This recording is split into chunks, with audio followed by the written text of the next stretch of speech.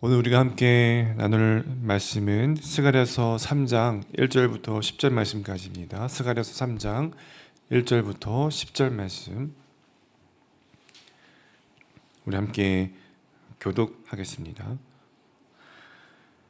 대제사장 여호수아는 여호와의 천사 앞에 섰고 사탄은 그의 오른쪽에 서서 그를 대적하는 것을 여호와께서 내게 보이시니라.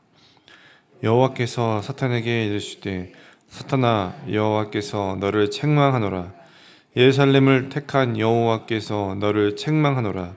이는 불에서 꺼낸 그슬린 나무가 아니냐 하실 때에 여호수아가 더러운 옷을 입고 천사 앞에 서 있는지라. 여호와께서 자기 앞에 선 자들에게 명령하사 그 더러운 옷을 벗기라 하시고 또 여호수아에게 이르시되 내가 내 죄악을 제하여 버렸으니 내게 아름다운 옷을 입히시라 하시기로 내가 말하되 정결한 관을 그의 머리에 씌우소서 하매 곧 정결한 관을 그 머리에 씌우며 옷을 입히고 여호와의 천사는 곁에 섰더라. 여호와의 천사가 여호수아에게 증언하여 이르되 만군의 여호와의 말씀에 내가 만일 내 도를 행하며 내 규례를 지키면 내가 내 집을 다스릴 것이요 내 뜰을 지킬 것이며 내가 또 너로 여기 섰는 자들 가운데에 왕래하게 하리라. 대제사장 여호수아야, 너와 내 앞에 앉은 내 동료들은 내 말을 들을 것이니라. 이들은 예표의 사람들이라. 내가 내 종 싹을 나게 하리라. 만군의 여호와가 말하노라. 내가 너 여호수아 앞에 세운 돌을 보라. 한 돌에 7눈이 있느니라. 내가 거기에 새길 것을 새기며 이 땅의 죄악을 하루에 제거하리라. 만군의 여호와가 말하노라. 그날에 너희가 각각 포도나무와 무화과 나무 아래로 서로 초대하리라 하셨느니라. 아멘. 이스라엘은 오랜 포로 생활을 마치고 예루살렘으로 돌아온 상황이었습니다. 그러나 돌아온 그들의 현실은 어떠했었습니까? 어제 본문에서는 예루살렘은 처참하게 무너져 있었고 공동체도 분열되어 있었고 영적 상태는 어두움 가운데 있었습니다. 표면적으로는 고향에 돌아왔지만 내적으로는 여전히 죄와 수치 가운데 절망 속에 있었던 것입니다. 그런 이스라엘의 상황에서 이 시점에서 하나님께서 환상을 통해서 지금 스가랴에게 오늘 말씀을 또 보여주시고 있는 것이죠. 먼저 1절을 보시면 대제사장 여호수아가 여호와 앞에 천사 앞에 섰고 그 오른편에는 사탄이 서서 여호수아를 참소하고 있다고 말씀합니다. 여러분, 사탄은 어떤 존재입니까? 사탄은요, 계시록 12장 10절에 의하면요, 밤낮으로 우리 형제들을 참소하는 자, 참소하는 자라고 말하는데요. 참소라는 것은 단순히 고자질이 아니라 법정에서 정죄를 목적으로 누군가를 악의적으로 고의적으로 일일이 고발하고 고소하는 행위를 말하는 것이죠. 그런데 본문이 지금 본문에서 사탄이 지금 참소하고 있는 대상이 누구입니까? 대제사장 여호수아라는 것입니다. 이스라엘 백성들을 대표하는 대제사장 여호수아를 참소하고 있습니다. 성도들의 백성들의 죄를 대신해서 하나님 앞에 서야 하는 그 대제사장을 사탄이 참수하고 있는 것이죠. 하나님의 종이자 중보자인 이 대제사장조차도 자신의 죄와 허물 앞에서는, 사탄의 참수 앞에서는 지금 이렇게 참수당할 수밖에 없는 나약한 인간이었음을 오늘 본문이 또 시사하고 있기도 합니다. 그러나 이제 2절에서는요, 반전이 일어나고 있는데 여호와께서 사탄을 책망하고 계시죠. 하나님은 여호수아를 책망하지 않으시고 오히려 사탄을 책망하신다는 것입니다. 왜입니까? 하나님께서 여호수아를 택하셨기 때문입니다. 다른 이유가 아니라 하나님께서 여호수아를 택하셨기 때문에, 그를 세우셨기 때문에, 여호수아에게, 대제사장의 여호수아에게도 죄가 없어서가 아니라 하나님이 택하셨기 때문에 하나님은 오히려 사탄을 책망하신다는 것이죠. 2절에 보면요, 이는 불에서 꺼낸 그슬린 나무가 아니냐. 이는 불에서 꺼낸 그슬린 나무가 아니냐. 무슨 뜻인가 하면요, 죄 가운데 있었으나 심판에서 건지신 하나님 나라의 백성이라는 것입니다. 이는 우리도 마찬가지입니다. 우리가 하나님 앞에 담대히 설 수 있는 이유가 무엇입니까? 우리 자신이 죄가 없기 때문이 아니라, 의롭기 때문이 아니라 은혜로 불에서 꺼내진 존재에 택하는 존재, 세워진 존재이기 때문입니다. 3절과 4절을 보면은요, 여호수아가 더러운 옷을 입고 있었는데 여호와께서 그 옷을 벗기십니다. 그리고 말씀하시죠. 내가 내 죄악을 제거하였으니 내게 아름다운 옷을 입히리라. 이 장면은 굉장히 상징적인 장면인데요. 왜 그런가 하면 더러운 옷은 여호수아와 이스라엘 백성들의 죄와 수치를 나타내고 있는 것이었기 때문입니다.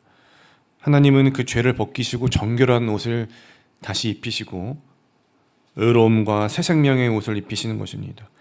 단순히 이 여호수아를 다시 대제사장의 역할로서, 직분으로서 복귀시키는 그런 장면이 아니라 하나님께서 죄인을 용서하시고 회복시키시고 다시 사용하시겠다는 그 은혜를 보여주시는 장면인 것이죠.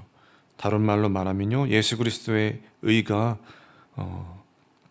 오늘 우리에게 입혀지는 것과도 같습니다.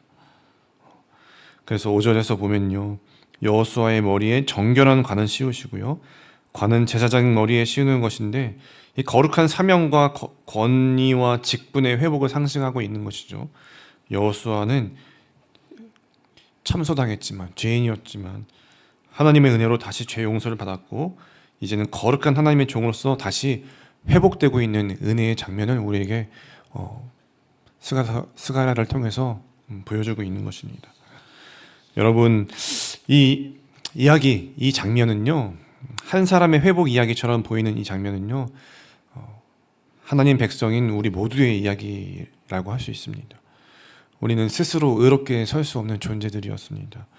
우리도 여호수아처럼 더러운 옷을 입고 정죄받을 수밖에 없는, 참소 당할 수밖에 없는 존재였습니다. 그러나 하나님은 그런 우리를 책망하지 않으시고 예수 그리스도 안에서 우리를 정결하게 하시고 또 거룩한 사명자로 우리를 이렇게 이 땅 가운데 우리 삶의 자리에 다시 세워주셨다는 것입니다. 그래서 우리는 이 현실 속에서 나의 죄와 수치와 또 절망 가운데에서 낙심하거나 절망하지 않을 수 있는 것이죠. 내 죄가 아무리 크더라도, 나의 수치가 아무리 크더라도, 내가 반복해서 넘어지고 실수하더라도 하나님의 은혜가 그것보다 크기 때문에, 하나님의 부르심이 그것보다 더 훨씬 높기 때문에 하나님이 그 말씀을 오늘 우리에게 주시는 것입니다. 내가 너의 더러운 옷을 벗기고 내 의로운 옷을 입히겠다. 이와 같이 말씀하시는 주님의 은혜로 충만한 우리 모두가 될 수 있기를 바랍니다. 회복은 그렇게 전적으로 하나님의 은혜로, 택하심으로, 세우심으로 주어진다는 것입니다. 그런데 하나님이 회복하신 것은요, 우리의 인생의 종착점입니까? 하나님이 전적으로 우리를 은혜로 다시 회복시켜 주신 것은요, 우리가 출발해야 할 또 새로운 또 삶의 출발점이죠. 그래서 오늘 대제사장 여호수아에게도 그렇게 말씀하시는데요. 7절 보시면요, 만군의 여호와의 말씀에 내가 만일 내 도를 행하며 내 규례를 지키면 내가 내 집을 다스릴 것이요 내 뜰을 지킬 것이며 내가 또 너로 여기 섰는 자들 가운데에 왕래하게 하리라. 회복 이후에는요, 우리에게 마땅히 행할 바를 하나님께서 또 이렇게 명하신다는 것입니다. 그것이 무엇입니까? 7절 말씀에서 말하고 있는 것 같이 하나님의 말씀을 따르는 것이죠. 하나님의 명령과 규례를, 도를 따르고 지키는 것입니다. 우리 마음에는 회복을 했음에도 불구하고, 은혜가 충만한데도 불구하고 여전히 하나님의 자녀답게 어떤 세상 앞에서 복음을 들고 살아가기는 주저하고 또 이렇게 주저하고 망설이게 되는 마음들이 여전히 있습니다. 세상이 그만큼 거세고 도전이 심하기 때문이죠. 그러나 하나님은 그 땅을 향해서 하나님의 말씀을 가지고 일어서라 말씀하시는 것입니다.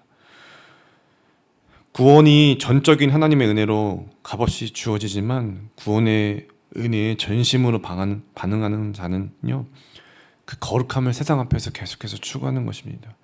그리고 우리에게 주어진 맡겨진 자리를 성실하게 부지런히 살아가는 것입니다.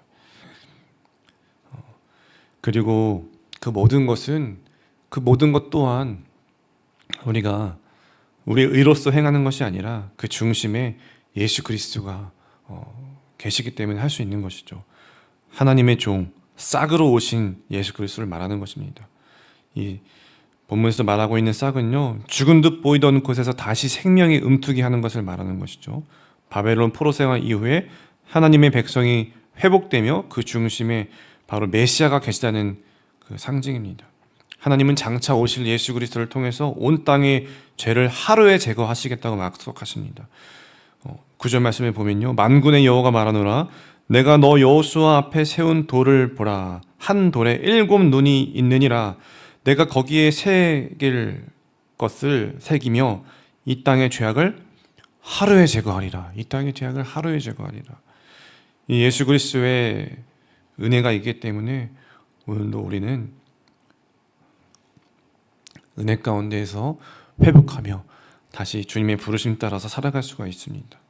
살아가는 여러분, 우리의 현실은 여전히 어떠합니까? 현실은 많은 여러 가지 복잡한 문제들로, 다양한 다사다난한 문제들로 우리를 둘러싸고 바쁘게 하고 지치게 하고 마음을 녹아내리게 하고 냉담하게 하고 있습니다. 신앙을 흔들리게 하고 있습니다. 죄의 유혹도 끊어지지 않습니다. 그런 삶 가운데에서 우리는 우리 자신에게 스스로 이런 생각이 들 수 있죠. 내가 오늘도 이렇게 여전히 부족한데, 연약한데 하나님의 자녀라고 할 수 있을까? 하나님 앞에 설 수 있을까? 내가 주를 위해서 이 일들을 감당해도 되는 사람인가? 내가 무슨 자격이 있나?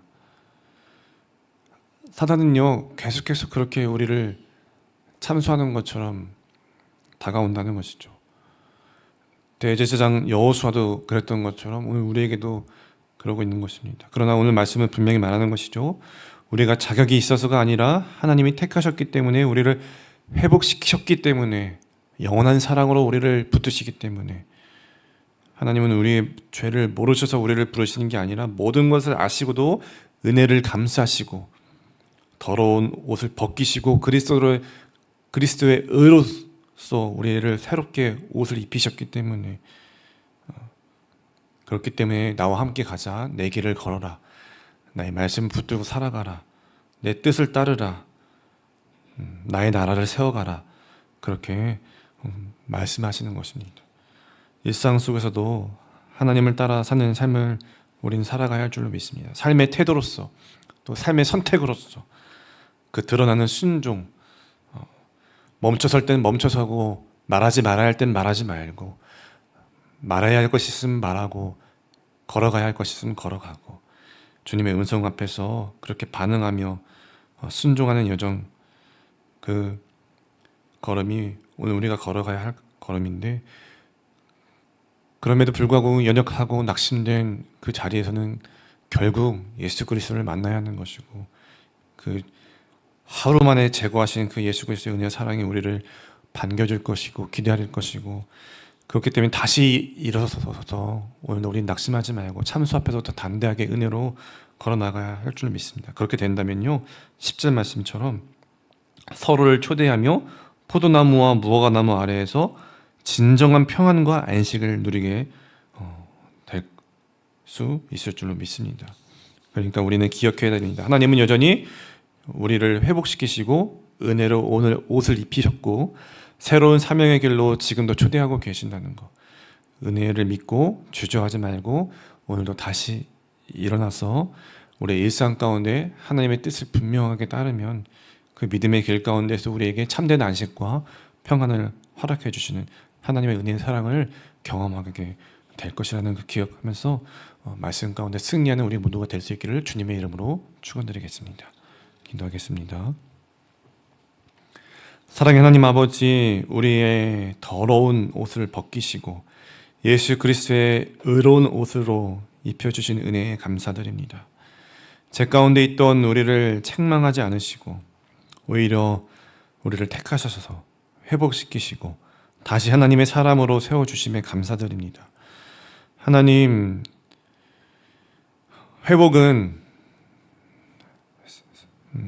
은혜로 시작되었지만 오늘 우리가 그 은혜에 합당한 삶으로 하나님 앞에 반응하며 순종하며 나아갈 수 있도록 오늘도 우리를 이끌어 주옵소서. 우리의 일상 속에서 여러 가지 수많은 문제와 관계 속에서 또 삶의 직장과 터전 가운데서도 주님의 뜻을 따라 살아가는 그런 하나님을 기쁘시게 하는 자 되게 하여 주옵소서.